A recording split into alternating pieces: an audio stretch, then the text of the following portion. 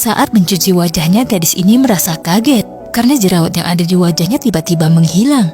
Padahal jerawat ini sudah ada di pipinya sudah sejak lama. Semula ia menduga kalau ia sedang bermimpi. Namun saat ia menggosok wajahnya dengan handuk, jerawat itu memang telah hilang. Ia pun ingat bahwa pagi tadi ia baru saja mengalami kecelakaan. Mobil ayahnya menabrak seekor rusa. Namun saat ia melihat hewan yang ditabrak mobil ayahnya, ternyata hewan itu adalah unicorn. Hewan yang sangat langka.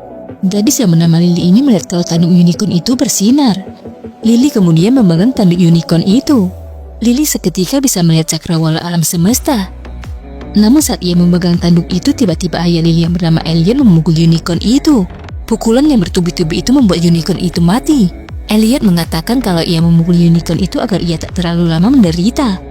Lily menduga kalau jerawatnya hilang karena darah unicorn yang menempel di wajahnya. Dan tapak darah itu berwarna ungu. Bukan hanya Lily yang mengalami perubahan, ayahnya juga bisa melihat dengan jelas. Tampaknya semua penyakit itu telah hilang karena darah unicorn.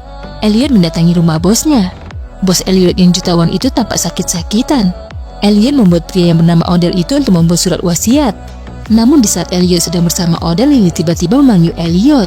Karena Lily merasa takut dan mengalami keanehan pada tubuhnya. Lily meminta ayahnya segera membuang bangkai unicorn itu. Namun tentu saja ayahnya tak bisa, karena ayahnya saat ini sedang sibuk. Hingga ia mengatakan pada Lily untuk tak usah takut. Itu hanya bangkai hewan. Namun tiba-tiba mobil Elliot bergoyang hebat. Ternyata Elliot menyembunyikan bangkai unicorn itu di mobilnya. Dan sepertinya unicorn itu belum mati dan berontak hendak keluar mobil. Saat itu juga keluarga Odell merasa ada yang tak beres di mobil Elliot. Mereka keluar rumah dan melihat ke arah mobil. Saat semua orang mendekati mobil, tiba-tiba bodi mobil Elliot dijebol oleh tanduk unicorn. Bukan itu saja, unicorn memecahkan kaca dan mengeluarkan suara. Ternyata unicorn yang telah mati itu hidup lagi dan mencoba untuk keluar mobil. Tanpa pikir panjang, pengawal Odell menembaki unicorn itu. Mereka lalu mengamati bangkai unicorn tersebut. Lily mengatakan bahwa ia telah terkena darah unicorn itu dan jerawatnya tiba-tiba menghilang. Mengetahui itu, bos Elliot yang bernama Odell berencana membawa unicorn itu ke lab. Ia mengatakan siapa tahu darah unicorn bisa dijual dengan harga mahal. Saat malam, Lily mencari info tentang unicorn. Ternyata unicorn hidup pada abad pertengahan dan unicorn diburu oleh bangsawan Prancis. Pada saat itu unicorn adalah hewan yang tak bisa dijinakkan. Hingga muncullah seorang gadis yang mampu menjinakkan unicorn. Gadis itu menjinakkan unicorn dengan kebijaksanaannya.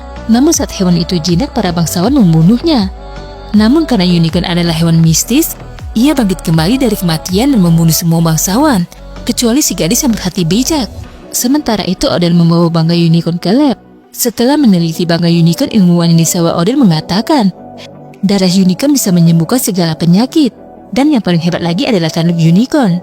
Dan untuk menguji seberapa hebatnya tanduk unicorn, Odell menawarkan dirinya yang hampir mati ini untuk dijadikan uji coba. Dokter kemudian mengikis tanduk unicorn.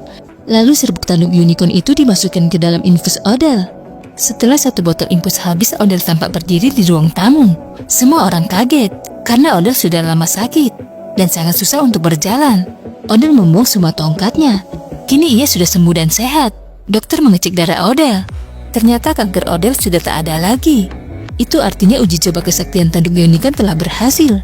Mengetahui tanduk unicorn bisa menyembuhkan penyakit, Odell mulai berpikir bahwa ia akan kaya raya. Namun tanpa ia sadari bahaya dan bencana akan segera mendatangi hidupnya.